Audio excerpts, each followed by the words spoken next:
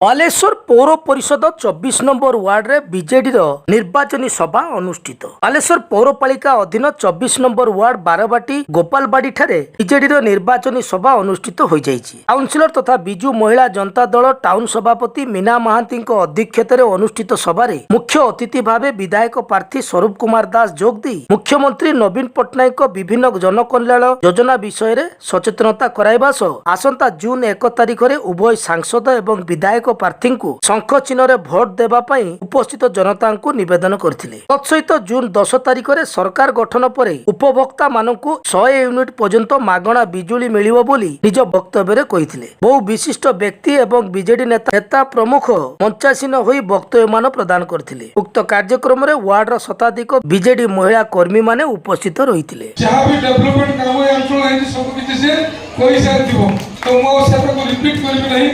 किंतु गुटिया कथा आपको मने पकई देबी जे एई जो निर्वाचन गोटे नियारा निर्वाचन गोटे अत्यंत गुरुत्वपूर्ण निर्वाचन आम सहित बालसा म्युनिसिपालिटी पूर्वतन भाइस चेयरमैन फकालू आसी पहुंचे मनोज पहुंचले। तो यही जो निर्वाचन गोटे गुरुत्वपूर्ण निर्वाचन यही निर्वाचन में प्रिय मुख्यमंत्री नवीन पट्टनायक षष्ठतर मुख्यमंत्री हे ये तो सुनिश्चित मुख्यमंत्री है 9 तारिख में शपथ ग्रहण कर ये भी सुनिश्चित तापर आसो गोटे नुआ इतिहास से इतिहास हूँ भारत वर्षर सबुठ अधिक दिन मुख्यमंत्री रही सम्मान आम प्रिय मुख्यमंत्री पाइबे जहाँकि गोटे वर्ल्ड रेकर्ड हम गोटे विश्व रेकर्ड हम से समस्त निवेदन करी जो ऐतिहासिक यात्रा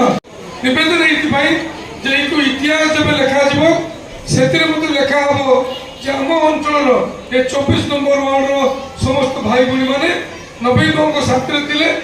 भोट देते जययुक्त करते जातिर गर्व बढ़ाते से दिन मत इतिहास कथा लिखाई रही। धन्यवाद जनइबी एते समय धरी आपण माने अपेक्षा करछंती जाहाको पई सेही प्रभु जगन्नाथ को कतरा हमें प्रार्थना करिबा जे आसंता निर्वाचन जून 1 तारिख रे समस्त हमें भोट केंद्र को जीवा हमर दुईटी जाक शंख चिन्ह रे मोहर मारी हमर लोकसभा प्रार्थी एवं विधानसभा प्रार्थी करिबा। आज हम गौर रे आसिकी पहुंचीचंती हम समस्तंकर प्रिय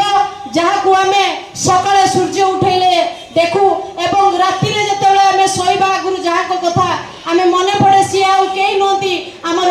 अति प्रिय बड़ भाई टुकुना भाई समस्त प्रिय रे ताको टुकुना भाई बोली डाकंती से सब बळे गुटे कथा कहंती मु विधायक नुहे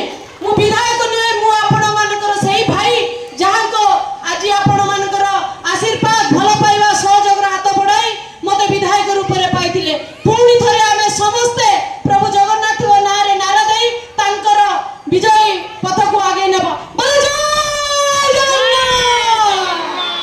बोले जय जगन्नाथ। आगुरु थिले जो माने पाठ पढुथिले चाकरी करूथिले किबा व्यवसाय करूथिले सेमाने कोटे सुजोग मिलुथिला बाहर को जीवा पई